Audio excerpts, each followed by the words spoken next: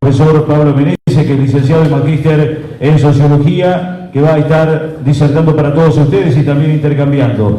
Comienzo tienen las cosas y es un placer estar invitando ya a quienes han estado organizando toda esta actividad para ustedes en el día de hoy. La Intendencia Departamental de Tacuarembó, a través de la Dirección General de Desarrollo Social, vamos a invitar al doctor Gustavo Martínez, el director general, a que nos acompañe aquí también, y al prosecretario general de la Intendencia, Pedro Luis Permanger, quienes han estado impulsando esta importante actividad que se desarrolla aquí en el complejo Javier Barrio Zamorín para todos ustedes a partir de este momento. Comenzamos con un mensaje del doctor Gustavo Martínez. Buenas noches, muy brevemente. Agradezco especialmente esta, en realidad, invitación que nos formula el licenciado Pedro Permanger, a través de quien es para nosotros un honor conocerlo a partir de este tiempo y para un tema tan trascendente, especialmente trascendente. Nosotros estamos cumpliendo con lo que le llamamos una pequeña tanga, una tarea pública que termina en julio, no por breve y no por corta, debe de dejar nuestro mejor esfuerzo y sobre todo el desvelo de tratar de apuntalar las cosas en las que creemos.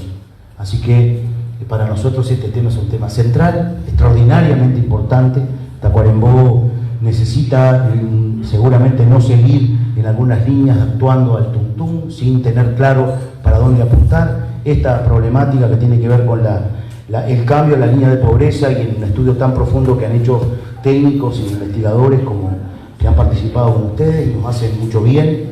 Acá está ajeno y muy por fuera de lo que significan solo los pensamientos políticos o los lineamientos políticos, sino está lo que significa, lo que importa la línea la acción pública a través de los organismos en los que estamos. Para nosotros es un honor. Muchas gracias, Pedro, por la iniciativa.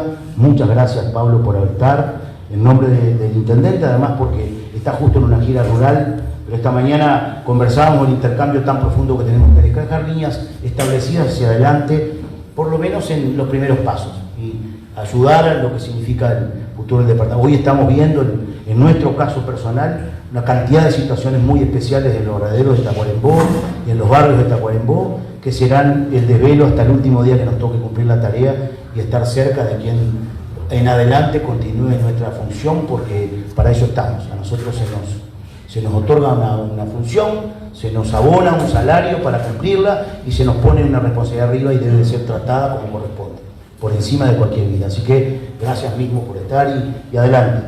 Tenemos que seguir trabajando profundamente en estos temas. Muy bien, a continuación, Pedro Luis Permanger, prosecretario general de la Intendencia de Tacuarembó, también comparte un mensaje con ustedes. Buenas tardes, contarles primero ayer la palabra de Gustavo y contarles un poco cómo surge esta idea. La Intendencia de Tacuarembó con el licenciado Pablo Meneses viene trabajando ya hace mucho tiempo, sobre todo lo que tiene que ver en alguna construcción de datos y fundamentación que muchas veces son necesarias para un buen diseño de una política pública. A raíz de esta discusión nacional que se produce, donde, bueno, de alguna manera el cambio también de la línea de pobreza llevó a que el Uruguay pasara de un 8% y algo por ciento a nivel nacional a 17%. Bueno, surge también la necesidad y Pablo dice, mirá que estoy trabajando en eso, tengo construido algunos datos y consideramos, le llevamos el planteo al intendente que nos dio total respaldo. Y lo vimos como una oportunidad de aportar a la sociedad de Tacuarembó datos que ayuden a discutir, quienes estamos, como decía Gustavo recién, en lo que es la elaboración y en el diseño de políticas públicas. Tenemos la obligación de también buscar ser eficientes, que esas políticas públicas estén bien diseñadas, y un buen diseño de política pública parte de una buena lectura de cuál es el problema, ¿no? Las políticas públicas buscan ser la solución a un problema y cuando no tenemos claro cuál es el problema, no lo conocemos en profundidad, muchas veces intentamos solucionar problemas con herramientas equivocadas. Esto intenta hacer un aporte desde ese lugar, por lo tanto agradecemos no solamente a los ciudadanos que se vieron interesados por este tema, sino que a las autoridades locales, a las autoridades nacionales, a los representantes institucionales, a la universidad, a los sindicatos, a los ediles. Creo que es muy importante que estemos todos acá porque, bueno, es un aporte del gobierno departamental a la discusión y nos alegramos de la concurrencia que tuvo. Por lo tanto, bueno, agradecerles una vez más y lo dejo a Pablo, que en definitiva es el que va a aportar cosas interesantes. Muchísimas gracias.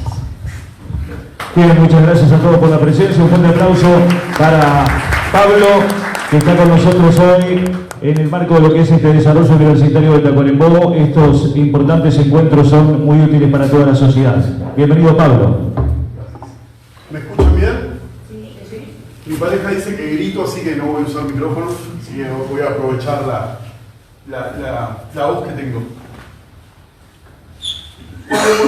Cuando empezamos a ver esto, o sea, los cambios en general en los instrumentos de INE son algo relativamente común y periódico que se debe hacer.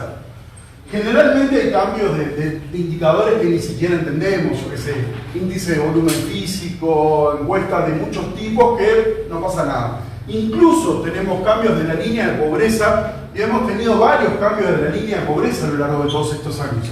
La diferencia de esta línea de pobreza, que es lo que nos llevó a querer hacer algo más y nos pareció relativamente significativo poder hacer esta instancia, tiene que ver con que, y ya se los adelanto, la pobreza en el interior se duplicó. O sea, esta nueva línea de pobreza nos muestra que en realidad estábamos midiendo prácticamente la mitad de los pobres concretamente en el interior. O sea, no es un fenómeno de todo el país, es un fenómeno bastante ubicado. Entonces, bueno, eso lleva a repensar cómo nos vemos, o sea, cómo creemos que está distribuida la pobreza, o quiénes creemos que son los pobres, y eventualmente ver si las estrategias que estamos llevando adelante, a qué población están apuntando o cómo están capturando esa población.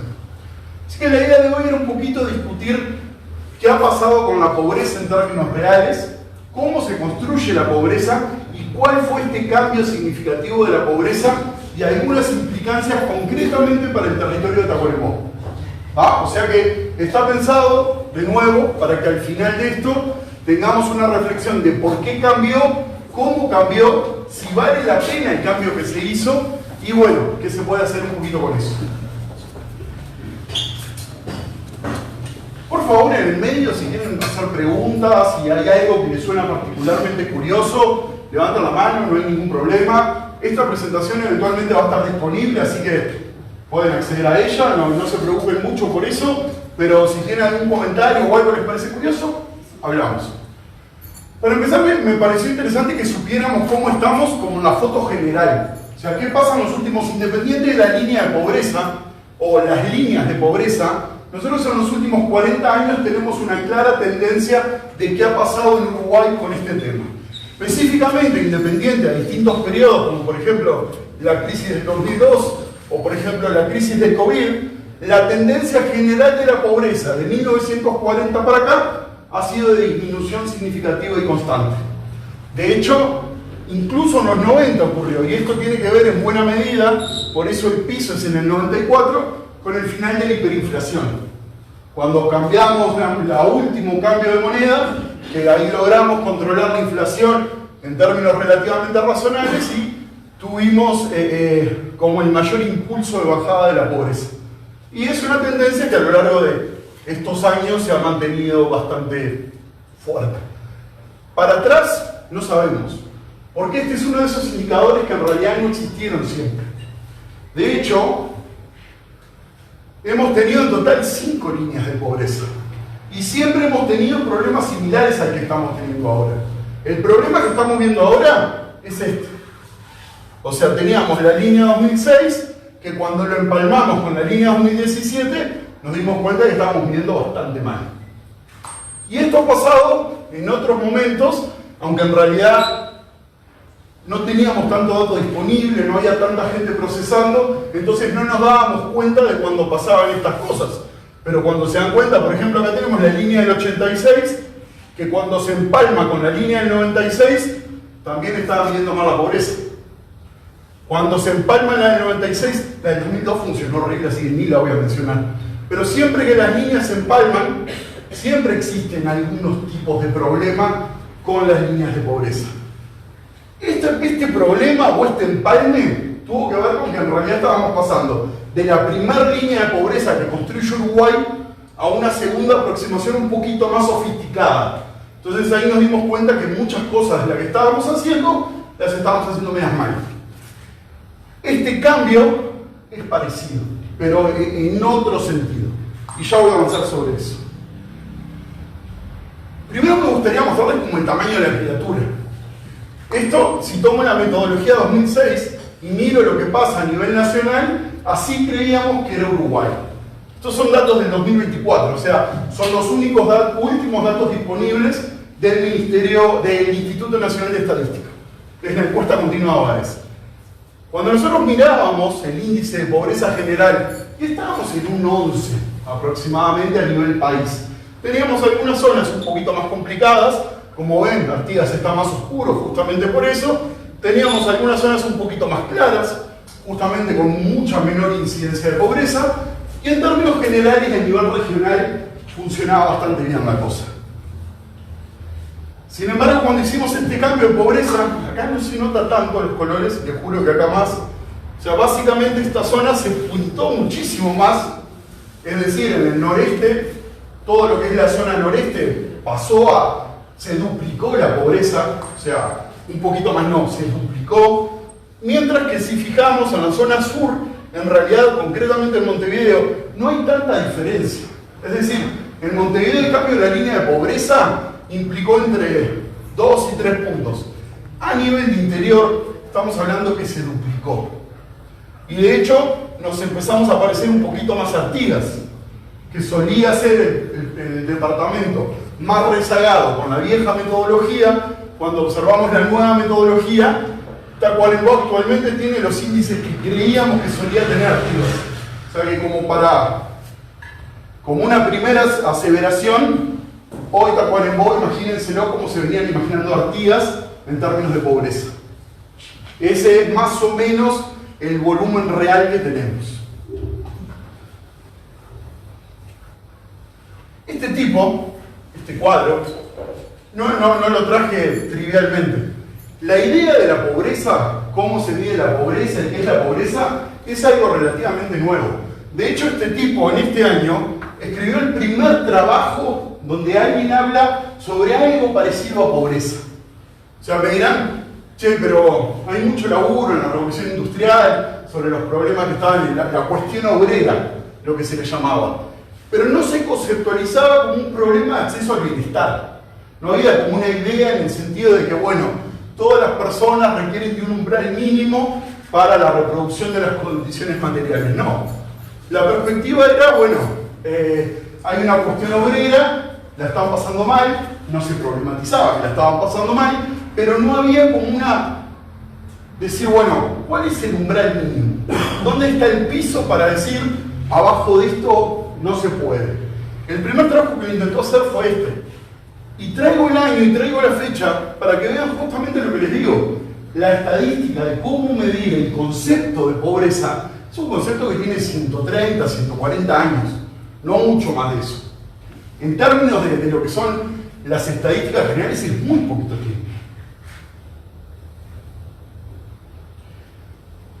De hecho, no hay un acuerdo del todo concreto de qué es la pobreza o cómo se mide la pobreza.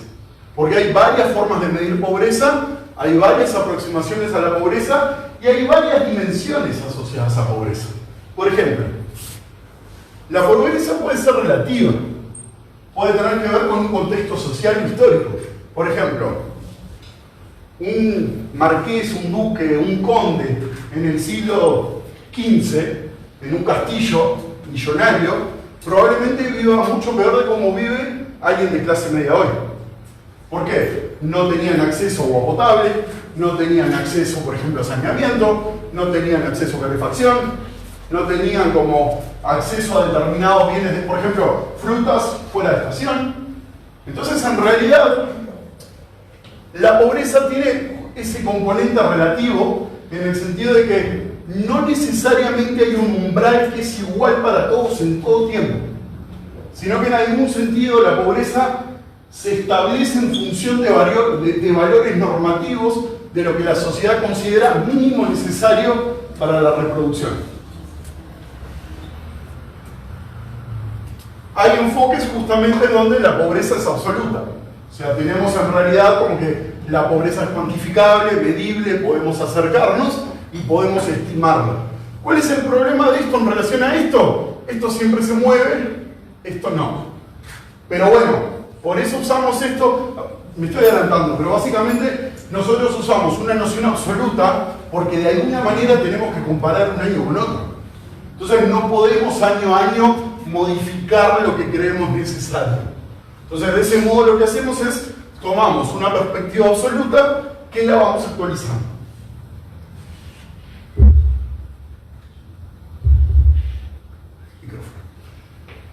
En segundo lugar, la pobreza se puede medir directamente, pero también se puede medir indirectamente. ¿Qué quiere decir eso?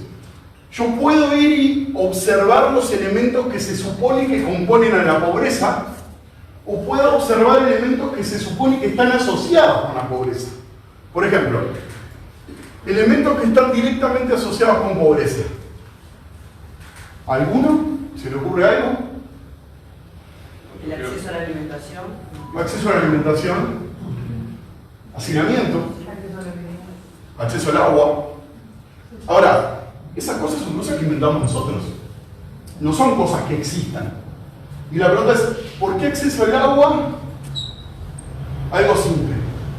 ¿Es importante el acceso a la heladera? Sí. ¿Por la heladera per se? No. Por la cadena de frío. Y que los alimentos uno pueda tener una dieta con proteínas durante más tiempos a la semana, independiente del poder de gasto. Entonces, desde un punto de vista de discutir si es un indicador directo de pobreza, justamente cómo se arma, qué elementos incluye y eventualmente qué consideramos pobreza, es algo que es una discusión normativa que hay que actualizar. Y la pobreza también puede medirse de manera unidimensional o multidimensional. Unidimensional, la línea de pobreza es el gran ejemplo. O sea, en realidad como un solo indicador que es cuánto ganas. También la puedes medir multidimensionalmente, por ejemplo diciendo, este hogar, el jefe de hogar de este hogar, tiene, yo qué sé, acceso a salud, tributa por su trabajo. ¿Cuál es el nivel educativo de los mayores de 18? Los menores de 15, ¿tienen espacio de cuidado? ¿Tienen espacio de ocio? Eso puede ser como múltiples visiones que convergen en un solo indicador para decir, fulano es pobre. Pero eso es muy complicado, bastante parecido por el tema de la medición indirecta y directa, que es, ¿qué indicadores uso? ¿Qué miro? ¿Cuánto los mido? Además, si yo, por ejemplo, hiciera una encuesta acá con 10 preguntas, seguramente tendría un tercio del total de los formularios con preguntas sin contestar. Lo mismo pasa con las mediciones de pobreza. Si yo mido la pobreza desde múltiples perspectivas, empiezo a perder datos y la medición baja en calidad.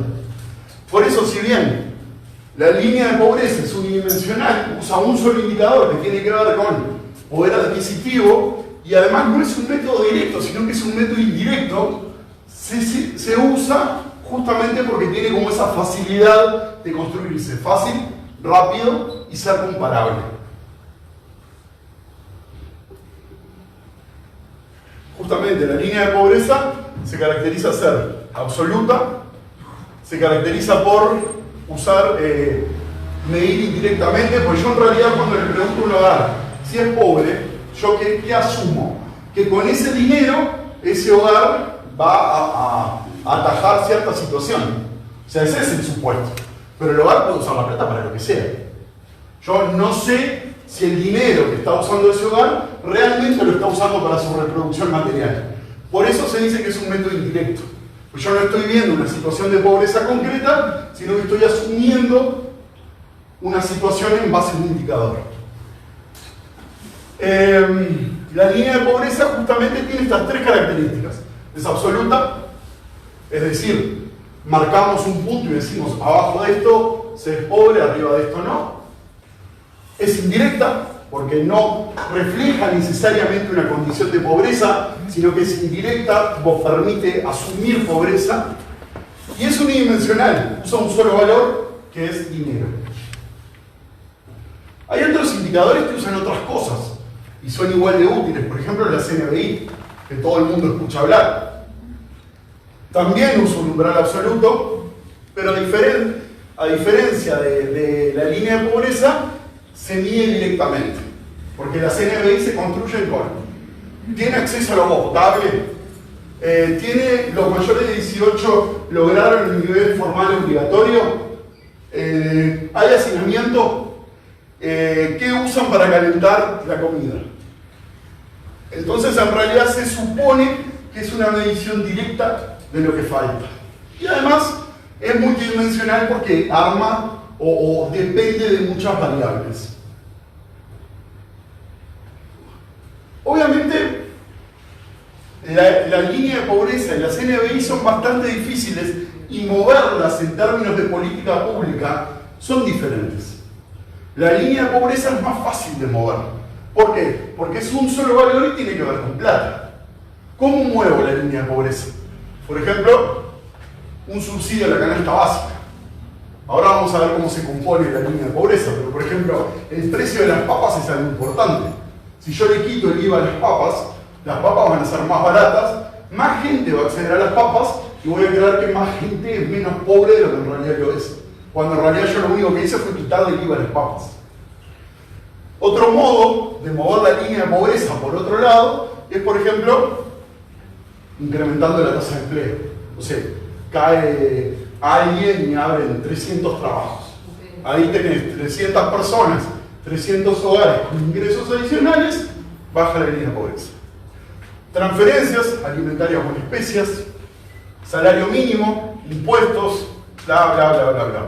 Es decir, la línea de pobreza es sensible a un montón de cosas que pasan y cambian a lo largo del tiempo y que han cambiado del 2006 para acá. Las CNBI en realidad son distintas, no se mueven. Entonces son más difíciles de observar cambios cuando yo veo NBI. Porque, por ejemplo, NBI es hacinamiento. Entonces, ¿cuánto demora un hogar hacinado en salir del hacinamiento? No es de un día al otro. No es por una política. O sea, por más que yo subsidie, asumamos que digamos, bueno, es un rancho que con chapas construyan una habitación más. Voy a bajar el IVA a las chapas. Puede no funcionar. ¿Cuánto demora en que todos los mayores de 18 años tengan la educación formal obligatoria? Muy difícil de mover.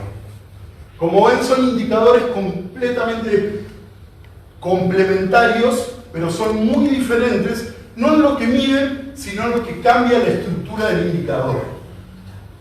Ya les voy a decir por qué les estoy trayendo este ejemplo.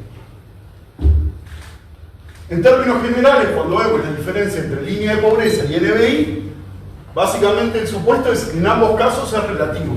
Es decir, nosotros consideramos ciertos bienes que como sociedad creemos que son importantes y no otra cosa. Segundo, el método es indirecto, no directo.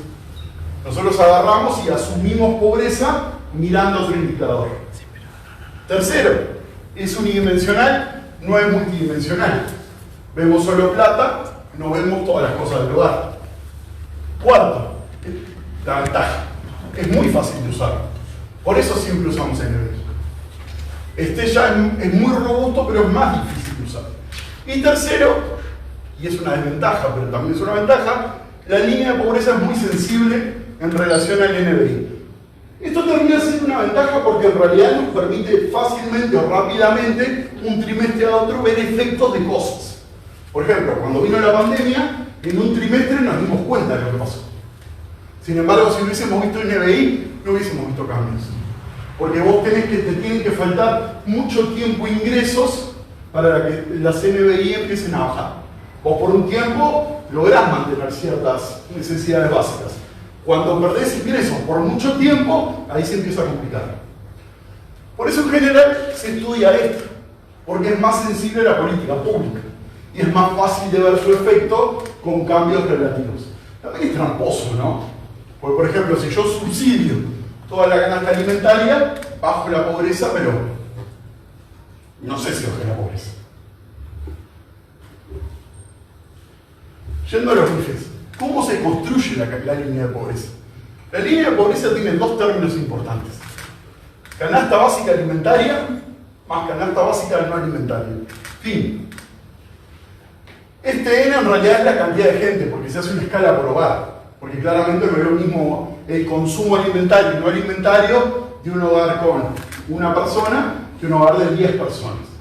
Entonces, en general, lo que se estima y cómo se construye es esto.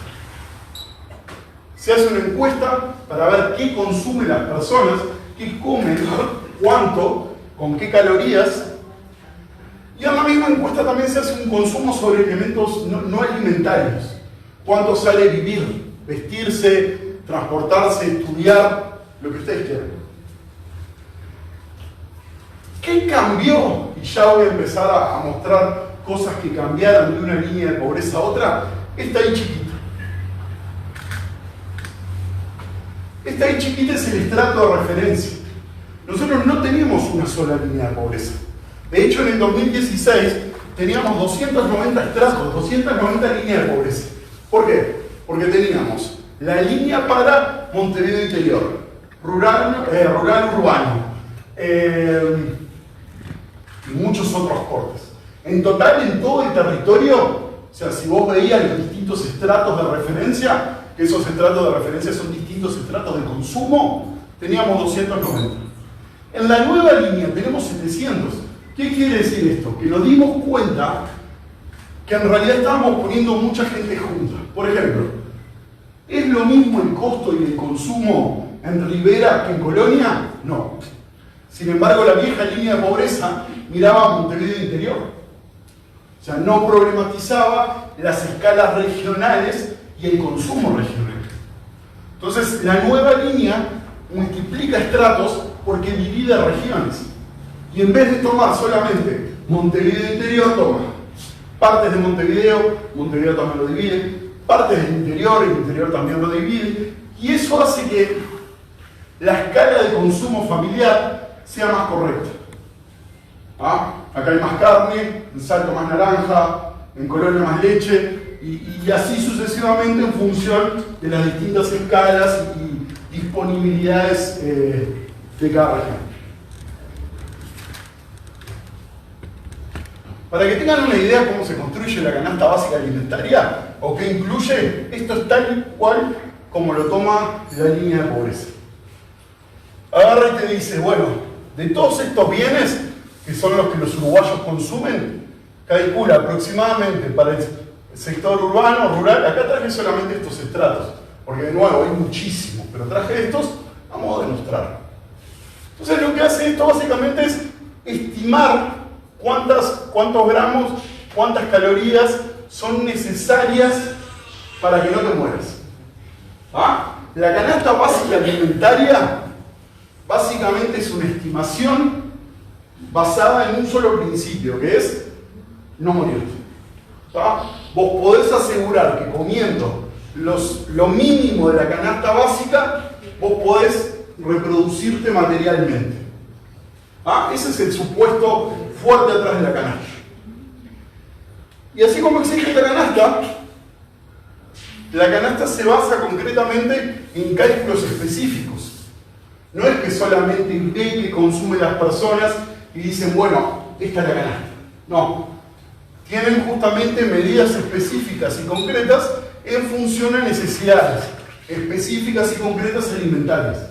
Es decir, un poco en base al consumo de las personas y un poco en base a recomendaciones nutricionales, se dice, bueno, de acá para abajo, pobre. De acá para arriba, no pobre. ¿Ah? De nuevo, se asume que el dinero se usa para comprar esto. Pero yo qué sé, capaz que, no sé, agarras un ludópata que come todo el día fideos y en vez de arrastre en el casino. O sea, estos son supuestos que hay atrás del instrumento y por eso el instrumento no es de todo certero siempre. Pero en general se supone que tiene que cubrir esto por persona. La canasta básica no alimentaria es diferente, porque en realidad asume la reproducción material, pero no en base a necesidades nutricionales. Asume la reproducción material en base a elementos normativos que usamos. Lo que se hace es, se ve, se encuesta qué usan todos, se toma el 10% más pobre y se dice, bueno, estos son los bienes mínimos que tienen los hogares más pobres con los que conviven. De acá para abajo sos pobre, de acá para arriba no. UTE, boletos, FONASA, teléfono, supergas, agua, cigarros. Ahora, esto es de 2006. Cuando miramos en 2017, por eso hay que cambiar la línea de pobreza. Pues si yo no cambio la línea de pobreza, me empiezo a comer cosas que empiezan a pasar. Por ejemplo, los servicios de suscripción, hoy por hoy, en muchas partes del mundo, y en Uruguay cada vez más, están sirviendo para todo. Ya nadie compra algo.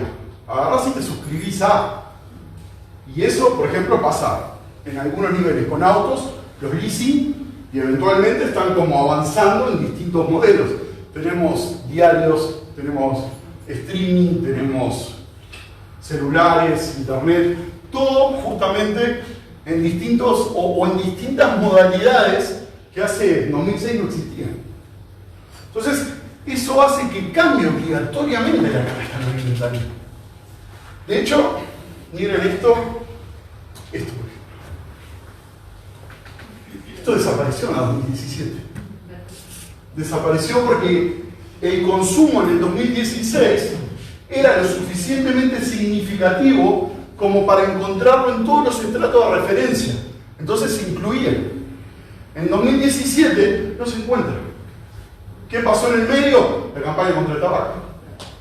Entonces, los volúmenes llegaron a ser tan bajos que en algunos estratos los cigarros no aparecen y desaparece de la canasta básica no alimentaria. Se mete esto, ¿no? Que antes no estaba. Pero esta es una de las razones más poderosas para cambiar o actualizar sistemáticamente los elementos que componen ambas canastas.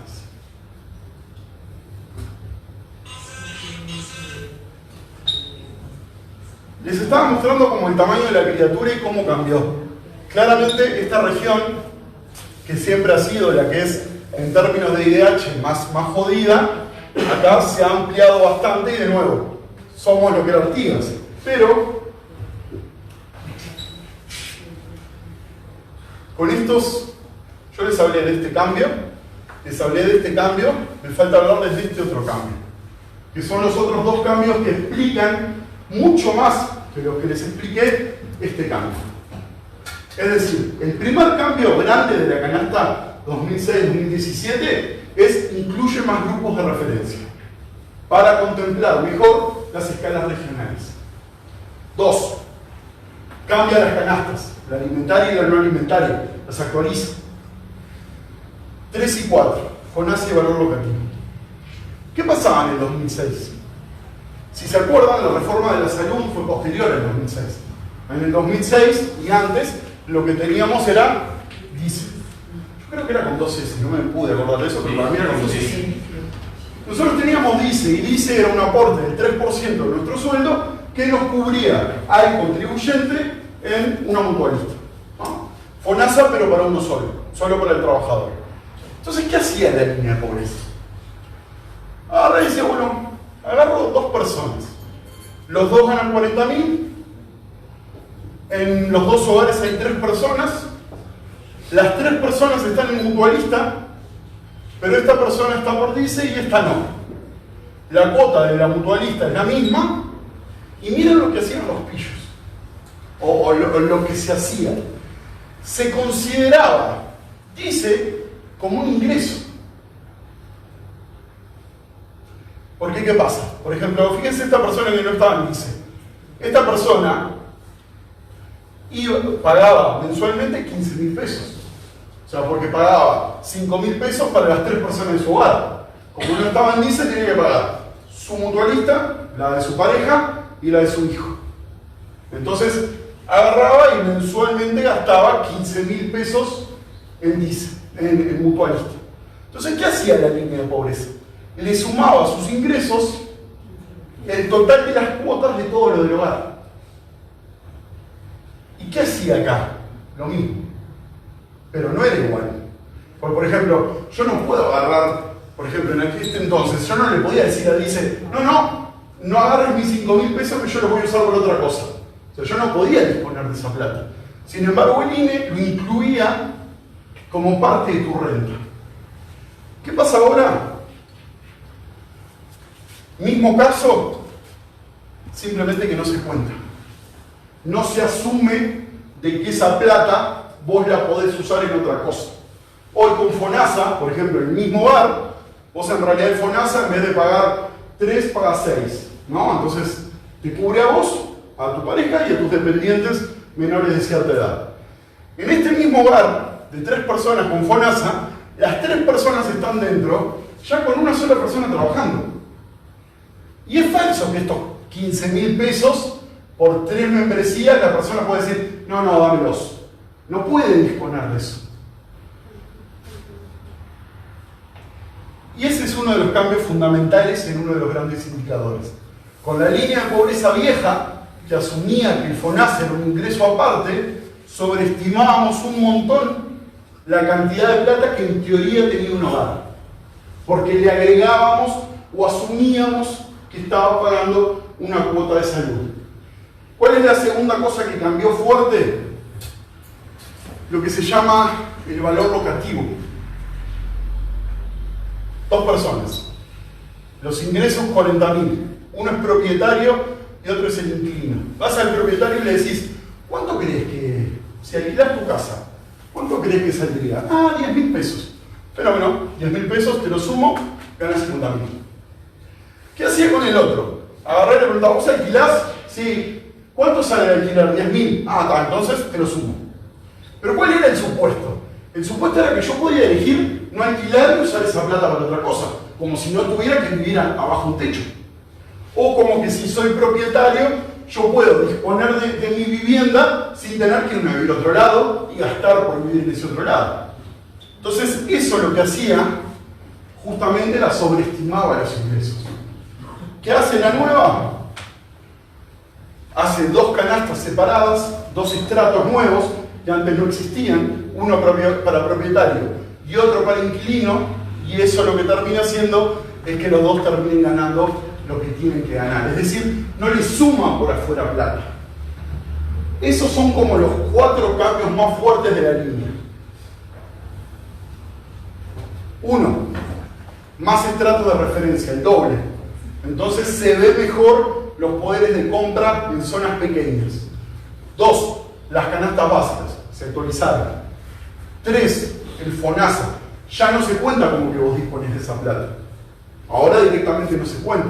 Vos tenés acceso a salud, pero esa no es plata fungible que vos podés usar. 4. El valor locativo. Lo mismo.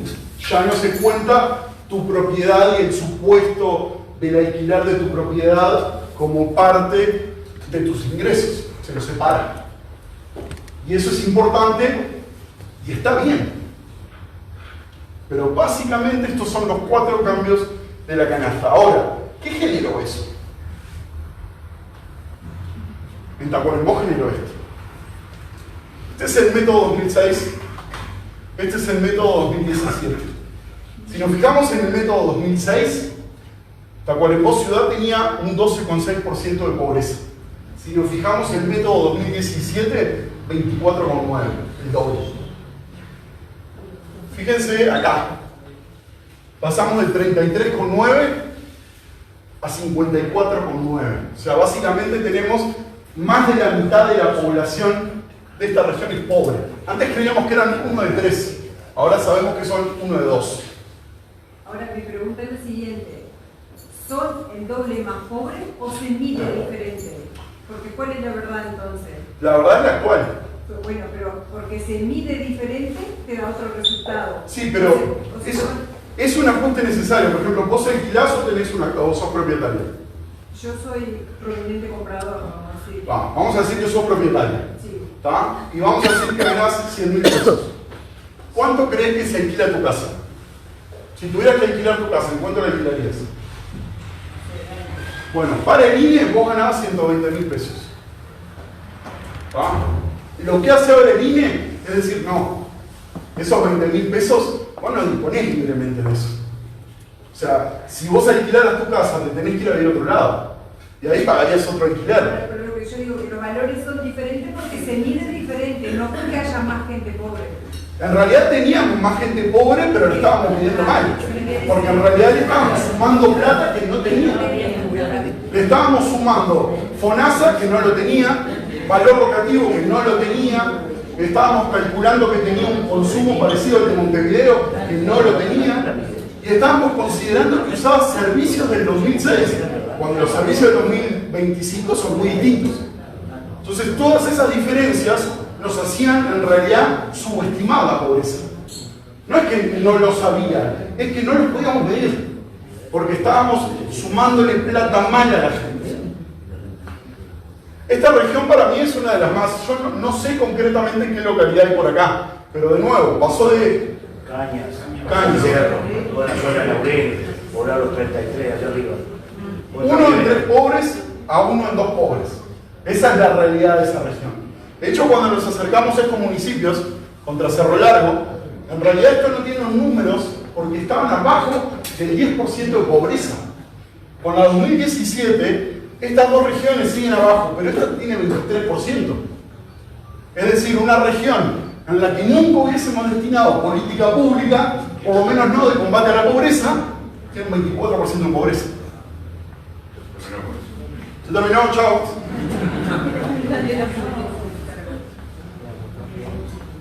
Yo tengo una pregunta antes de que avance, que viene por la línea de lo que preguntó ahí la compañera en el fondo. Que según lo que tú estás expresando por el concepto no de pobreza y lo de las necesidades básicas insatisfechas, es posible, o sea, según la teoría que tú estás expresando, de que tengamos personas que están con las necesidades básicas insatisfechas, pero que no estén en una línea de pobreza, o sea, que no sea un hogar pobre. Eso lo voy a explicar al final. Porque eso que está diciendo es Digo, fundamental. para entender la correlación, ¿verdad?, entre las... Eso es fundamental para pensar política pública. Pero eso es lo último que voy a hacer porque es justamente, me parece que es de lo más importante cuando pensamos cómo tenemos que intervenir. Yo por ahora lo que estoy tratando de que entiendan es por qué esto cambió. Bien. ¿Y cómo cambió? Fíjense esta zona.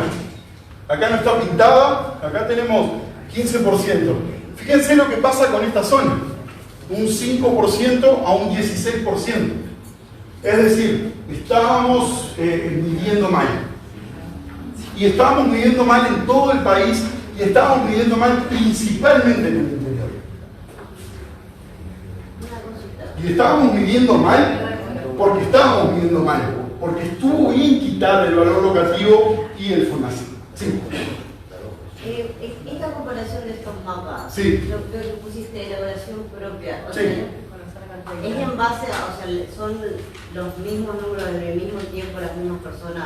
Es la encuesta continua de 2024 del INE. Claro, o sea, son los mismos datos en diferentes métodos. Mismos datos. El INE todos los años te larga la encuesta continua de hogares. Es una muestra representativa de todo el país, aproximadamente 150.000 personas. Entonces, lo que hizo este año, que cambió la línea de pobreza en la base de datos, metió las dos líneas. Entonces eso nos permite compararlas. Pero sí, misma gente, mismo todo. Nada más que este método, yo no diría más exigente, diría más realista.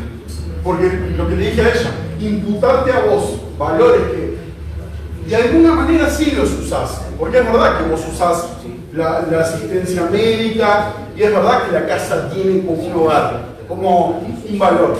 Y es verdad que el propietario está un poco mejor que el inquilino si gana lo mismo. Sin embargo, el supuesto que existía antes es que yo esa plata que podía usar la monería. Y ese es el problema. Y en cuanto al cambio de las canastas, Sí. ahí cambian las preguntas, me imagino, ¿cómo se hace? Las canastas se construyen con la encuesta nacional de gastos e ingresos. O sea, eso se hace cada 10 años, se hace una encuesta, en realidad se hace cada 10 años, 2 años. Y se hace 2 años de gusto, para limpiar lo que se llama la estacionalidad. O sea, para hacer un doble check y asegurarte que el consumo es robusto.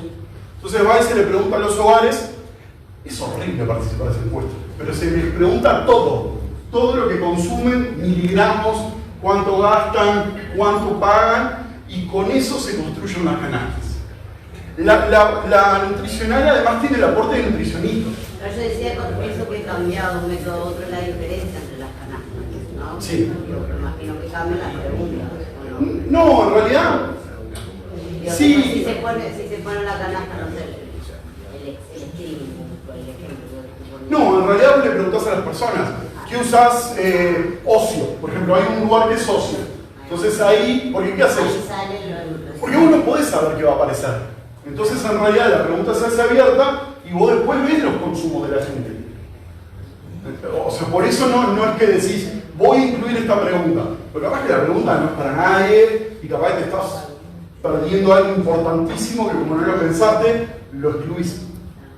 Se hace algo por dimensiones, es gastos en educación, gastos en alimentos, gastos en vestimenta, gastos en transporte, y ahí según qué compra vos tenés que ir y decir, bueno, compré tal cosa, y ahí se va llenando. También considero importante ver la cantidad de habitantes distribuidos, ¿no? Porque en algunas localidades también hay mucha menos población. Voy a ser honesto. Esto tiene que ver con una línea de trabajo que venimos haciendo con la Intendencia, donde teníamos capacidades instaladas, como por ejemplo don Atilio acá adelante, que en realidad él sí puede pararse y saber cuánta gente hay en cada sección. Yo acá no lo agregué porque es estático, pero se podría hacer uno donde me paro, hago clic y veo cuánta gente hay y cuánta gente pobre. Pero por lo pronto, no sé, nodos de salud. No es lo mismo creer que acá no pasa nada, pero esto es una tradición. Alguien está jugando en contra. No es lo mismo creer que acá no hay nada, que en realidad decir, bueno, sí, en realidad, o sea, si voy a descentralizar una política, y sí, tengo que tener alguna atención social. Independiente de la cantidad de gente, ¿no? La ruta 5, la ruta 6, la 26. Sí. Estos mapas los hice bien básicos, justamente, sin mucha cosa, pero estos mapas, si los vemos más sofisticados, que son las versiones que justamente está empezando a manejar la Intendencia, podés agrandar, hacer, por ejemplo, ver flujos. Decir, bueno, vamos a asumir que tengo, no sé, la ruta 26 que atraviesa.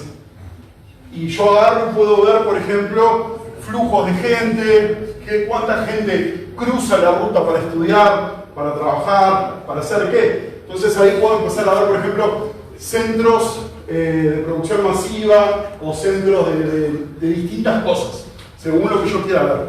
Entonces sí puedo en realidad, como... El mapa es toda una técnica de análisis y sirve infinitamente, pero concretamente, y me parece que lo importante de esto es ver justamente eso, cómo estamos subestimando la pobreza en prácticamente toda la región. Y de hecho no lo estamos, o sea, la pobreza no solo subió, no solo se duplicó, sino que esto no pasó así nomás, o no pasó para todos igual. Esto es edad y esto es cantidad de pobreza. La línea 2006 y la línea 2017. Si nos fijamos, la pobreza infantil en 2006 era mucho mayor, o sea, la pobreza infantil medida por el método 2006 es mucho más alta en niños que en mayores de 65. Pero cuando vemos la nueva línea, no solamente nos dice lo mismo, sino que además sabemos algo nuevo. Con este nuevo método, la pobreza infantil se multiplica por casi 3. La pobreza en adultos se multiplica por 1 y pico. Lo que quiere decir es, estábamos midiendo mal, nos estábamos fijando en muchos pobres, pero además niños. Porque el grueso son todos niños. O sea, la parte, digamos, que más mueve la aguja, que hace casi duplicar la pobreza, tiene que ver con estas tramos etarios. O sea, como para que sepamos justamente qué política pública o sea, no es solamente que hay que tener una atención a la descentralización, también hay que tener una atención sobre el grupo en el que voy a actuar. ¿Y por qué traje esta comparación? Porque me pareció interesante mostrar esto. Estos son 3 mapas. Este es un mapa de densidad. Las zonas más oscuras son las que están más densamente pobladas. Las más claras son las menos pobladas.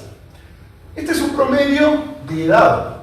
Las zonas más oscuras donde hay más veteranos, las zonas más claras, donde hay más gente joven. Y este es uno de pobreza.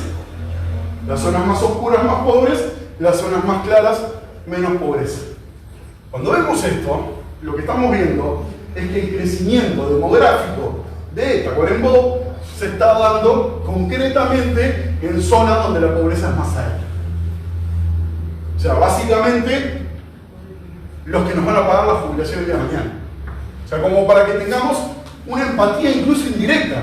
Asumamos que decimos, bueno, ¿y a mí qué me importa esto? Bueno, si seguimos básicamente teniendo generación tras generación creciendo en un umbral de pobreza mucho mayor del que creíamos, y nadie nos va a pagar la jubilación.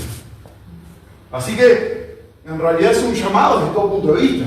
Tanto desde el punto de vista de decir, oh, mirá los problemas sociales que tengo en mi ciudad, como desde un punto de vista de decir, es inviable un territorio donde la reproducción material en futuras generaciones nace y crece dentro de pobreza. Lo último. Pero para esto quería dibujar. ¿No? Déjenme ver si traje un... Soy profesor, así que tengo que tener uno, pero...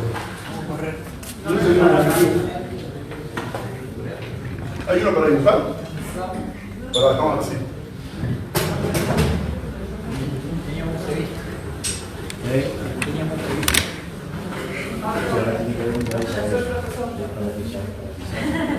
Capaz que alguno puede hacerlo. Muchas gracias. Bien, profesor. Buenos profesores, malos profesores. Habíamos dicho, línea de pobreza, vamos a decir que estos son no pobres, y esto es línea de pobreza, pobres. ¿Ah? Pero esto para no. Y habíamos dicho NBI. ¿Ah? Vamos a asumir que estos no tienen, o sea, están bien, y estos están mal. Estos 4 cuadrantes me alertan sobre 4 distintas situaciones. Los que no tienen nada, arriba línea de pobreza, a línea NBI, son integrados. ¿Listo? Que no jodan. Después están los que están en el horno por los 2 criterios, NBI y línea de pobreza.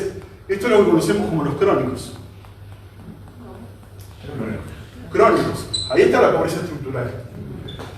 Después hay otros 2 cuadrantes que son bastante interesantes.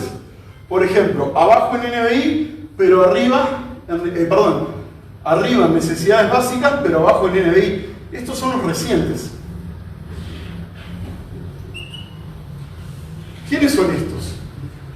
Existe un hogar, se queda sin trabajo, no le falta ningún NBI, se queda sin trabajo y baja la línea de pobreza. ¿Qué pasa si esta gente se queda mucho en este cuadrante? Entonces, la intervención de la pobreza acá debería ser como 3-4 veces más rápida que acá. Pese a que acá están en el horno. Pero si yo no me apuro acá, me va a sumar esto. Y acá tengo lo que se llama la pobreza inercial.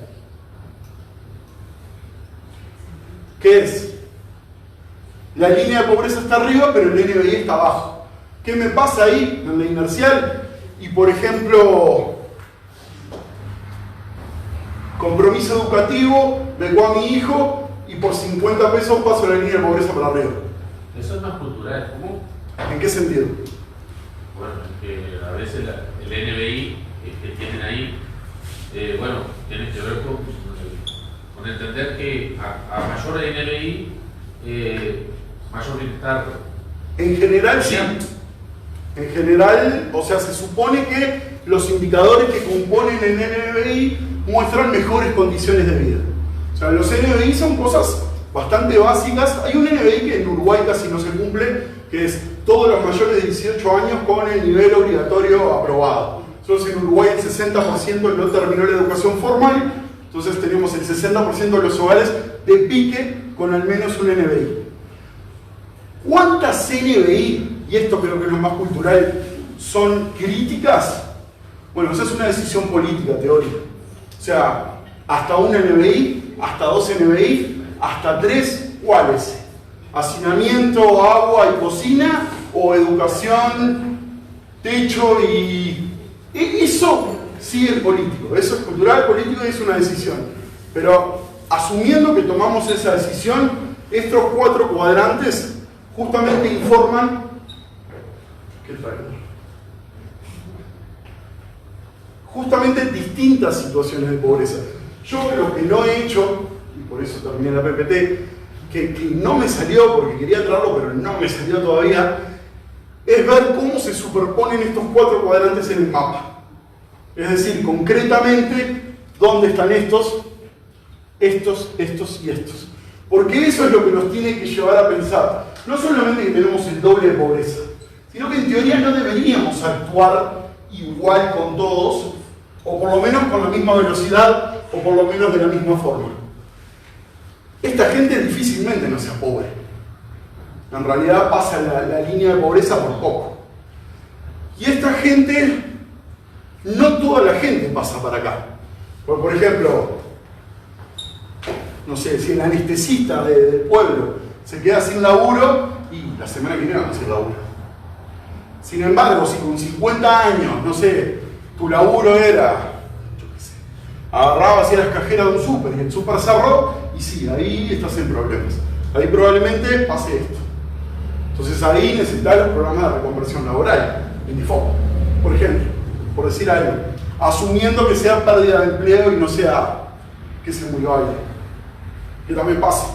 Tenés, no sé, un hogar con 2 adultos, los 2 son contribuyentes, uno se muere y pasás a tener un solo sueldo. Entonces ahí lo que tenemos que ver es, ¿los sistemas de pensión cubren esto? La mayoría de las veces hemos visto que no. Que en general, cuando muere el varón, ¿no? Que es el que en general gana más, suele ocurrir esto. Y eventualmente pasa para acá. En realidad yo no tenía demasiado más que explicar que esto.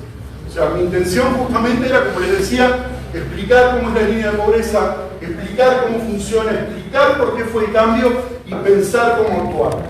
En ese sentido, yo lo que creo es que hay que poner una mirada más profunda en cómo se está descentralizando y qué. Porque hay zonas del territorio donde tenemos poca gente, pero estamos teniendo incidencia de pobreza. ¿Ah? Y capaz que a nivel central es más difícil de actuar, pero a nivel municipio, capaz que puede ser una estrategia para accionar en algún sentido. Lo mismo en relación a cuáles son las consecuencias o el grupo etario crítico. O sea, ¿qué tipo de políticas vamos a desplegar? Claramente necesitamos políticas en infancia, pero sabemos también que la mayoría de los niños pobres nacen en hogares monoparentales femeninos. Entonces también precisamos políticas de género, porque bien podríamos ir por alguna especie de sistema de cuidado para la infancia y yo qué sé, reforzar con una comida más o reforzar con más tiempo de cuidado, pero si yo no acompaño ese hogar, por ejemplo, políticas de género, de empleo de la mujer, o que la política de trabajo permita ayudar a que la mujer pueda trabajar más tiempo, bueno, no va a funcionar. Y voy a terminar moviendo la línea de pobreza, no porque saco a gente de pobreza, sino porque le doy una prestación por otro lado. Por ejemplo, si yo a los niños de un hogar pobre les aseguro las 4 comidas, desde un punto de vista alimentario no son pobres. Pero de verdad los saqué de pobreza. O sea, no es el hogar el que logró sostener esa canasta. Soy yo que le estoy dando esa canasta. No estoy diciendo que esa alternativa esté mal. Digo, si hay niños que no comen, incluso esa alternativa está bien. Lo que estoy diciendo es, cuando desplegamos política pública, tenemos que saber dónde puede impactar y cómo. Preguntas, comentarios. Ya que para salir de la línea de la pobreza, el empleo es fundamental. Y generalmente es lo principal. La línea de pobreza es lo que más te saca. Siguiendo el ejercicio que tú estás haciendo, mencionar que, más allá que se brinde una canasta, que no digo que esté mal, pero esa familia sigue estando en una bajo la línea de pobreza. Ahí tenés 2 pendientes gigantescas. Esto es Uruguay, tenés 2 pendientes gigantescas. 80-90, 2002-2014. Los procesos de salida fueron completamente distintos. Las situaciones fueron distintas. ¿Qué explica la primera bajada de la pobreza? Aniquilaste la inflación. ¿Qué implica la segunda bajada de pobreza? Creaste un montón de empleos. En un país destruido como Argentina, terminar con, o como era Uruguay antes del 93, 94 con la inflación, terminar con la inflación es una política muy efectiva contra la pobreza. Pero cuando ya está, sí, las políticas de empleo son de las pocas que realmente funcionan. Y otra cosa que vos mencionaste, bajar la canasta básica, ¿no? Ahí tampoco digo, porque digo, lo que está mejorando el tema alimentario. Generalmente lo que pasa es que la canasta básica alimentaria, esto no lo dije, pero la línea de pobreza la suma la canasta básica alimentaria y no alimentaria. La línea de indigencia es solamente la canasta alimentaria. Entonces, sí, bajar la pobreza y la indigencia. De hecho, en el segundo gobierno del Frente Amplio, en el periodo Mujica, hubo políticas de subsidio de alimentos de la canasta básica y eso fue bastante eficiente en el tiempo. Lo que pasa es que el problema que vos tenés con esas políticas es que son políticas asistenciales que vos necesitas porque tenés gente pobre que está jodida, pero no son estrategias permanentes para sacar gente de la pobreza. Entonces, ¿cuál es el supuesto atrás? Porque en realidad el diseño de la política de combate a la pobreza tiene un supuesto, que es, vos podés combatir la pobreza de dos formas. Uruguay tiene como un sistema híbrido en ese sentido. Vos podés decir, hay un hogar pobre, yo quiero que este hogar deje de ser pobre, esa es una estrategia. Y la otra estrategia es decir, hay un hogar pobre, yo no puedo hacer nada por los adultos, porque la pobreza es muy jodida, pero voy a apostar a la próxima generación. Entonces voy a dar un montón de política pública para todos aquellos hogares que tengan ciertas características de hijos. Es básicamente el modelo uruguayo. ¿Cuándo se usa el primer modelo? Cuando vos en realidad tenés muchísima más pobreza de la que vos creías. Por ejemplo, México con 40 y pico, Argentina con 50 y pico. Ahí sirve. Pero cuando vos en teoría estás llegando como a un estructural de pobreza, y vos necesitas este otro modelo. Porque, bueno, la cantidad de habitantes que somos, no es tanta. Sí, sí. Mirá, si vos me preguntás a mí, yo creo que la estrategia de combate a la pobreza intergeneracional que teníamos era razonable porque creíamos que teníamos el 11% de pobreza. Ahora que sabemos que tenemos el 24%, yo no sé si es la estrategia adecuada. Yo no sé si no hay que buscar estrategias de mayor urgencia. O sea, para mí, por lo menos a nivel del interior, o sea, si la luz acá estaba verde o amarilla, de la noche a la mañana pasó a ser roja. Eso hay que ser conscientes. No, y otra cosa, la última pregunta, ¿no? Mirando el mapa que vos nos mostraste, el tema de Artigas, por ejemplo, ¿no? Artigas siempre estuvo, en las dos mediciones, siempre estuvo en un nivel de pobreza bastante alto, ¿no? Sí, sí. Quizás digo un problema, tienen un problema de desempleo, un problema de pobreza, como lo indica, pero quizás digo, al estar en la frontera, digo, el problema alimentario no es tanto como en otro departamento. Eso no sería. No te olvides que la nueva línea de pobreza genera estratos específicos considerando eso, porque los poderes de compra son diferentes. Entonces hay un estrato Artigas que justamente captura esa escala más pequeña de precios diferentes. Lo mismo pasa con nivel. Lo que sí tengo para decir, y acá sí puede ser que me apuñalen considerando el público, pero si no, no tiene gracia. Yo estoy trabajando en esto, estoy trabajando con varios colegas. Matías Blum es uno de ellos, es un economista que es especialista en pobreza concretamente. Yo en realidad me especializo más en desigualdad educativa y bienestar, y llego a la discusión de pobreza por bienestar, pero él concretamente se dedica a pobreza. Y estamos viendo justamente esto que está pasando. Y estamos viendo que el efecto es concretamente en el interior. Y la hipótesis más fuerte que tenemos, y esto es jodido, la pregunta es, la calidad de las instituciones que estamos descentralizando, ¿cómo es? O sea, ¿qué pasa con las instituciones estatales y con la descentralización productiva que en el interior duplica la pobreza en relación a Montevideo? Yo tengo unas cuantas hipótesis, pero de nuevo, quiero llegar a mi casa y que no me maten, pero cuando miramos los procesos de descentralización de prácticamente todas las instituciones públicas, y sí, hay fallos muy significativos, no necesariamente en la ejecución, sino a veces no tenés capacidades instaladas, y tenés lo que tenés y descentralizar como podés. Entonces, ahí hay un problema, o ahí hay algo que hay que problematizar. El acceso a la información. El acceso a la información. Bueno, ¿por qué tenemos esta línea de trabajo con la Intendencia? Simple. Si vos buscas estadísticas a nivel Uruguay, vas a encontrar Montevideo Interior. O sea, si vos querés ver tipo segmentos censales de un departamento, no existe. De hecho, acá el único informe oficial con el que trabajaba la Intendencia hasta que yo llegué, Barreneche, ¿puede ser? Y Troncoso. Barreneche y Troncoso del 2009, 2010, y yo llegué acá en 2015, o sea, ya era viejo cuando yo vine. Y eso era lo único que había con algún nivel de desagregación. O sea, sí, yo creo que también el interior tiene poca información en relación a cómo o qué pasa en el territorio. También el acceso a la información desde la población de las políticas públicas. Ni que hablar, ni que hablar, ni que hablar. Sí, Porque a veces no se accede a la política porque no se tiene la información. O porque la información no llega correctamente a los lugares que debe llegar. La pregunta es sí, sí. Ahí no tenemos tantos problemas de distribución. Eso lo vimos, ¿sabes cuándo? Cuando empezamos a aplicar el plan de emergencia. Si ustedes se acuerdan, en la primera instancia del plan de emergencia vos te tenías que ir a anotar. Y lo que se vio es que en realidad los que se iban a anotar no eran los que estaban más en el horno. Los que estaban en el horno estaban en una tapera, en la mitad, y no podían moverse hasta el centro de Mides. Entonces ahí se generó el sistema de desembarco. Eso lo que sirvió fue para ver cómo las políticas públicas, cómo fallan en relación a la intrusión de gente. Es decir, yo cuando genero una política la apunto a un grupo. Yo sé que voy a tener dos errores. Va a haber gente que lo necesita que queda afuera y va a haber gente que no lo necesita que queda adentro. Eso se llama problema tipo 1 y tipo 2, son errores de inclusión.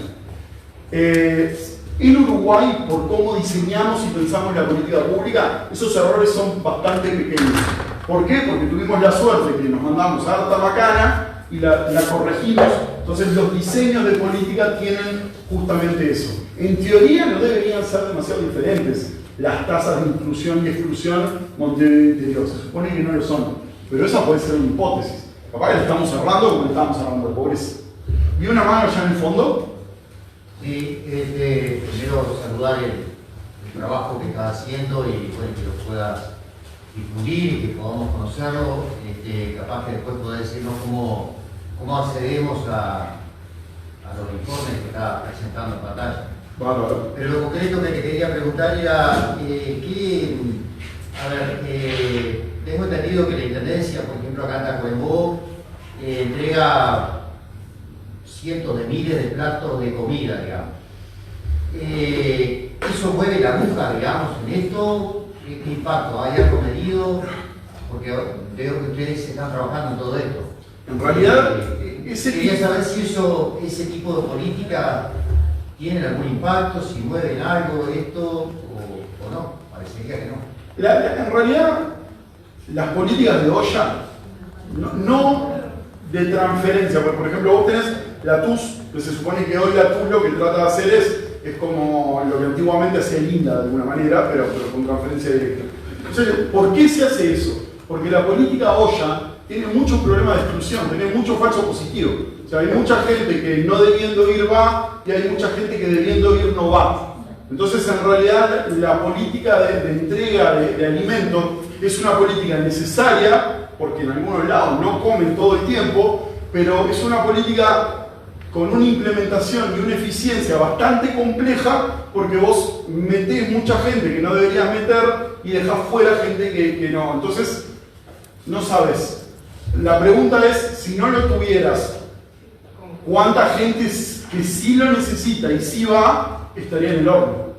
O sea, entonces en realidad son esas políticas que si bien no te mueven la línea de pobreza, son como políticas de asistencia directa, temprana y oportuna, que bueno, que hay que hacerlas. Son como... Nosotros como Estado uruguayo asumimos un montón de ineficiencias por causas sociales. Porque nosotros tenemos una provisión monopólica de agua y de luz. Porque asumimos que son bienes sociales y asumimos que hay gente con niveles socioeconómicos muy bajos que tienen planes sociales y todos nosotros bancamos el sobreprecio de la ineficiencia del monopolio justamente para que todos tengamos acceso a eso. Eso es una política concreta. Podría no ser así. La política y no necesariamente mueve la aguja, pero son políticas que son ineficientes, pero tienen un alcance que sabemos que son necesarios. Y son ineficientes porque vos no sabés cuántos van que no deberían ir. No estoy hablando de los monopolios, estoy hablando de la olla. Vos, no, los monopolios también, yo ahí no. Te lo digo en el sentido de la olla, vos no sabés cuántos van que no deberían ir y viceversa. Son ineficientes en ese sentido. Con los monopolios de luz te pasa el mismo. Vos en realidad sabemos que tenemos un grupo importante de gente que puede pagar pero no se regulariza y en los planes de regularización cae. Pero la pregunta es, ¿preferimos no tenerlo y no tener planes de regularización y tener más hogares sin luz? Esas son como decisiones políticas y normativas que se tienen que dar cada sociedad, ¿no? En cuanto a la política pública departamental, la discusión es de otro orden, es una discusión más departamental. Entonces, yo creo que hay algunas decisiones de política normativa que pueden ser diferentes del nivel nacional y tienen que ser tomadas a nivel local. Y bueno, tratamos de generar información justamente para que se tome de manera informada. Daniel, vos habías levantado. Una pregunta sobre la metodología, porque ahí tú tenés 2 años de referencia, yo me quedé con esas dos referencias metodológicas. Pero aparece ahora, 2025, toda la discusión sobre las diferencias que se generaron de lectura a la pobreza en función de la metodología. Pasaron 8 años, o no, le estoy errando en algo. En realidad no son años de referencia, son el método, o sea, la línea de pobreza 2006 se conoce como el método 2006. Se hizo en el 2006 y usamos hasta el año pasado esa. Y la otra es la línea 2017, que se empezó a usar ahora. Se debería haber empezado a usar en el 19. O sea, estas líneas se actualizan con lo que se llama, ¿por qué toma un año? Porque se hacen después de las encuestas de gastos e ingresos. Entonces, en realidad nosotros tuvimos 2004-2005, 2015-2016. Por eso, el nombre de la línea de pobreza toma la del otro año. Pero ya esta línea ya está vieja. O sea, actualmente ya está vieja. Acá después. No, en realidad yo quería preguntarte algo en relación al tema de la alimentación. Cuando tú preguntaste, bueno, ¿qué entienden? ¿Qué entienden por líneas de pobreza? O sea, ¿qué variables o qué factores entienden que se considera? Una de las cosas que yo dije fue la alimentación, por ejemplo. Cuando tú muestras el gráfico y muestras el nivel de situación de pobreza que viven las infancias en nuestro país, yo te quería preguntar si existe evidencia que demuestre que en realidad es porque hoy los niños en el Uruguay o en Tacuarembó precisamente no tienen para comer. Si es un indicador que puede mostrarme y decir, bueno, esta población en particular, porque está, o sea, más allá del riesgo nutricional que tenemos en nuestro país, en el mundo, riesgo alimentario, esta población está afectada por esto. Te puedo decir 3 cosas sobre eso. La primera, no tenemos idea, porque nunca nadie lo cruzó. La segunda, sí existe datos para poder cruzarlo. Y la tercera, y para mí esto es medio jodido, acá en Uruguay no está hecho. Yo quise hacerlo y me miraron feo. Pero en Argentina, no quise hacerlo yo, quise hacerlo cuando les cuente van a decir, no quisiste hacerlo. En Argentina lo que hizo un grupo de investigadores fue decir, bueno, ¿cuál es la canasta básica alimentaria? ¿Es esta? Entonces agarraron y un grupo de voluntarios se alimentó durante 6 meses con esa canasta básica alimentaria. Los resultados fueron terribles, o sea, lo que empeoró en términos de salud nutricional. O sea, lo que te estoy queriendo decir es, sabemos que las canastas básicas alimentarias fallan, incluso armándolas como las armamos. Entonces, por eso no las incluimos dentro de la medición de pobreza, pero tenemos una encuesta aparte, que es la encuesta de nutrición infantil, que si cruzáramos datos podríamos tenerlo. Pero nadie lo hizo todavía. ¿Qué dice esa encuesta? Es una encuesta del INE que básicamente te dice cuántas calorías, creo que es de 0 a 5 años. O sea, yo he trabajado poquito con esa encuesta, pero 0 a 5 años, qué calorías consumen y además es... Incluso no mide pobreza, esta encuesta no mide pobreza. No, también tiene pobreza, porque también es del INE, entonces vos las bases del INE las podés todas mostrar. Claro, digo que estaría interesante para poder también pensar en las políticas públicas, porque si decimos que los gurises de Tacuarembó en el Uruguay tienen para comer, o sea, no tendríamos estos niveles que estamos mostrando en el gráfico. La pregunta es cómo se... Bueno, esa es una buena pregunta una vez que uno sabe cuál es la pobreza. Ahí los estudios cualitativos son más profundos, que es, bueno, sabemos que este es el volumen. Ahora, ¿qué es esta pobreza? ¿Cómo se expresa? ¿Es gente que no come? ¿Es gente que no sé, que no tiene un techo? ¿Es gente que qué?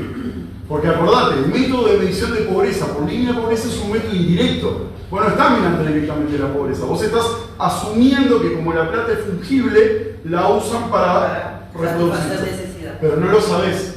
Por eso, si bien es un buen método y es muy fácil, no es de los mejores, pero bueno, es lo que es. Tenía... A vos. Sí, porque yo vi en uno de los mapas aparecía desigualdad. Me interesa mucho el tema de cuánto de la desigualdad a densidad. Densidad.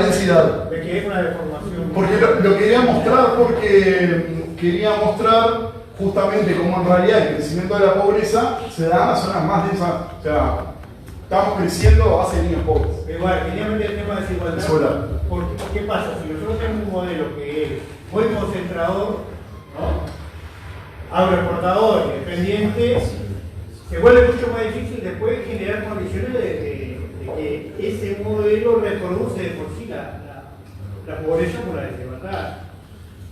¿Cuánto? Porque aparte escuché también a un economista decir de que nosotros necesitamos una población mucho más densa para poder generar una política realmente de crecimiento. Y en cambio, si vos haces el análisis de daño que vos haces, estamos cada vez peor en ese sentido. Entonces, revertir eso desde la visión territorial en cuanto a generar condiciones de salida de la pobreza, me parece que el tema tendría que pasar un poco más por lo cultural. Bueno, ahí hay cosas interesantes para decir. Para empezar, la gente que tiene más plata a nivel local, ¿vive acá? Esa es una primera pregunta que habría que hacerse. La segunda es, y esta es una pelea que generalmente suelo tener con algunas políticas de descentralización, que es, generalmente las políticas de descentralización se basan en algún informe o algún estado de situación del territorio. Dicen, el territorio está así, sería bueno que hiciéramos esto. En los últimos 15, 20, 25 años solemos hacer algo automáticamente. Agarramos y decimos, ¿cómo está la región? Así. ¿Qué productivamente, qué funcionaría acá? Tal cosa. Bueno, traigámoslo. Y no problematizamos si en realidad lo que estamos trayendo es extractivista, si en realidad redistribuye, o sea, cómo funciona en términos productivos. ¿De verdad estamos trayendo fuentes de empleo? O sea, no hay una preocupación cuando caracterizamos el territorio y hacemos recomendaciones justamente de eso. A lo sumo, es muy difícil no tomar el ejemplo de Tacuarembó, pero por ejemplo, nosotros en la universidad tenemos lo que se llama el PRET, que es justamente en lo que basamos en las carreras que traemos. ¿Y qué vimos? Y que acá la madera estaba buenísima. Entonces hicimos ingeniería forestal, licenciatura en gestión forestal, pero ¿qué sabemos de la madera? Que es uno de los sectores que menos redistribuye en todos sus empleados. Entonces en realidad basamos nuestro capital humano como más, o sea, trajimos carreras para generar capital humano altamente especializado para desarrollar un sector que derrama muy poquito en la población. Entonces, ahí hay un problema. Yo le diría a lo del che, ¿cómo traccionamos cosas que también derramen al resto de la población? Aparte, me parece que no solamente forma de medir la pobreza, tenemos que tener forma de medir la riqueza. En realidad, no medimos muy bien la riqueza. Allá tenemos una investigadora, Verónica Núñez, que se dedica a ciencias sociales agrarias, y ella participó en un proyecto con Facultad de Agronomía que era sobre los terratenientes. Y básicamente, de 2 años que tuvo el proyecto, el primer año, la gran dificultad fue decir quién es terrateniente. O sea, justamente ¿por qué? Porque medimos muy mal la riqueza. Y como no sabemos, de hecho, lo poco que sabemos de la medición de riqueza es que subestimamos siempre los ingresos de los más ricos. O sea, hay algunos cruces de datos entre DGI, BPS y encuestas de la encuesta respuesta continua, y lo que observamos sistemáticamente es que los de menos ingresos declaran más y los de más ingresos declaran menos. Entonces tenemos como un problema ahí en la línea que la tenemos, sabemos que es un problema de nuestros datos, pero sí, de acuerdo. ¿Vos eres nacional? Sí, bueno, primero que nada, gracias por coincidir en el tema universitario. Algo que desde que estaba en la comisión directiva lo venía planteando. Pero, digamos, en estos estratos que vos manejaste, diferentes estratos a nivel de Tacuarembó, supongo yo que el estrato para medir la línea de pobreza es diferente del resto de los departamentos. ¿Tenés idea de cuánto es el monto? No. Los estratos del INE son secretos. El INE es, ¿qué pasa? El INE tiene una obsesión increíble con el secreto estadístico. Entonces, hay muchos procedimientos que en teoría deberían ser abiertos, pero a ver, en Iporá vivimos 298 personas. Yo me encuentro en el censo en Iporá. O sea, el INE trata de que eso no pase y para eso, información cerrada. Y hoy escuché algo de la demografía que me pareció muy importante, que es lo siguiente. Nosotros tendríamos que darle gracias a básicamente todos los santos del cielo de no tener crecimiento demográfico. Si nosotros tuviéramos un crecimiento demográfico con el crecimiento de las capacidades institucionales que tendríamos, y seríamos Somalia. O sea, de hecho, incluso el hecho de que nosotros no tengamos crecimiento demográfico nos está haciendo gastar una torta de guita al pedo en descentralización. Si Uruguay no crece desde 1986. Si Uruguay hubiese crecido en estos últimos 40 años, probablemente Tambores y Tacuarembó ya no serían dos ciudades tan separadas. Probablemente en el medio no habría medio rural, habría algo semiurbano, porque los crecimientos demográficos de ambas ciudades hubiesen hecho algo muy distinto. Entonces, cuando vamos a descentralizar algo, no lo ponemos cada 30 o 40 kilómetros, porque geográficamente crecimos mucho. Como no crecemos demográficamente, y lo sabemos, y de hecho hace 40 años no lo hacemos, las ciudades están del mismo tamaño. Te crecen para algún lado, hay como, y generalmente como en cinturones más marginales, o a menos que vos tengas un proyecto de crecimiento de algún tipo en alguna región, pero en general no crece. Entonces, ese es un problema, porque sí, tenemos que gastar en descentralizar, porque Tambores sigue estando increíblemente lejos de Tacuarembó. Por un lado es una oportunidad, porque no nos explotan todas las instituciones por tener más gente. Por otro lado es un penal, porque bueno, hay que atajar cosas. Y también hay algunos fenómenos que estamos viendo. Por ejemplo, yo ahora estoy trabajando en una consultoría para el BID sobre la evolución de la matrícula de las escuelas en todo el país. Y está como mapeado eso, también para variar. Aprendí hace poco los mapas, por eso mapeo todo lo que encuentro. Cuando vos ves ese mapa, lo que vimos es lo siguiente: las escuelas rurales prácticamente desaparecen, pierden matrícula. ¿Y quiénes ganan matrícula? Todas las escuelas de los centros poblados aledaños. ¿Por qué? Porque la gente está abandonando el medio rural para vivir todo el tiempo.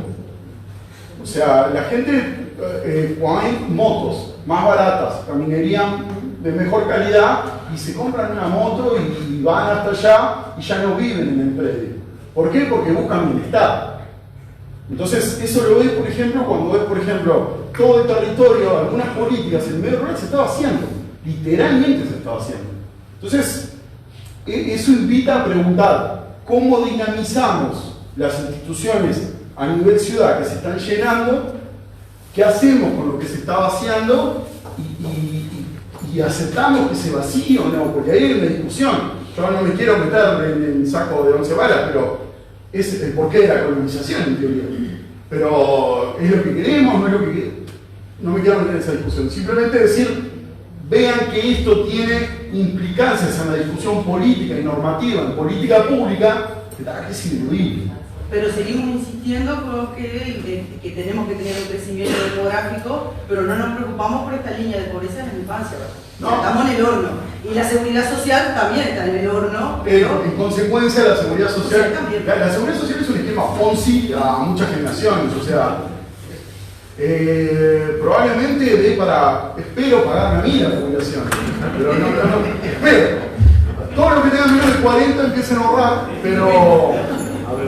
Sí. Antes de cerrar, será bueno hacer llegar a todos cómo acceden a tu información, la información que no esté de pronto en la página nuestra. En realidad es bueno que, porque estaban preguntando. Una buena pregunta. A ver un segundo. No, si quería a través de la intendencia. Ahí va, lo hacemos a través de la intendencia. Yo tengo una pregunta. Igual voy a hacer mi mail por. Pero bueno, lo de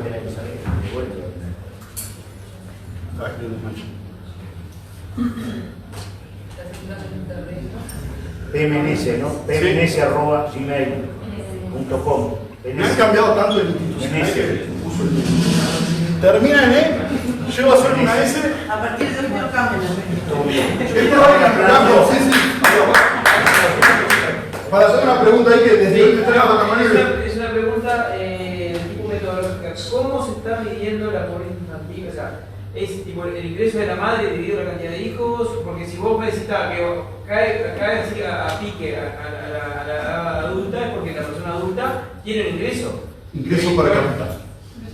O sea, es una madre con hijos, o sea, si le tomas el ingreso a la madre y le dividís entre la cantidad de hijos, es lógico que tenga más pobreza infantil que si fuera vos. Porque el adulto tiene ingreso, el niño no. No solamente que el adulto tiene ingreso y el niño no, sino que Uruguay, en los últimos, de 1940 para acá, ha destinado el 90% de la batería de sus políticas públicas en mayores de 50 a 60. Esa es la razón. Si nosotros dedicáramos la mitad de plata que le dedicamos a la infancia, Pero yo me quedé colgada con algo hoy que haciendo... Última. La última. Digo, en referencia específicamente a la pobreza en la infancia, que bueno, obviamente como trabajadora de una institución de esa área.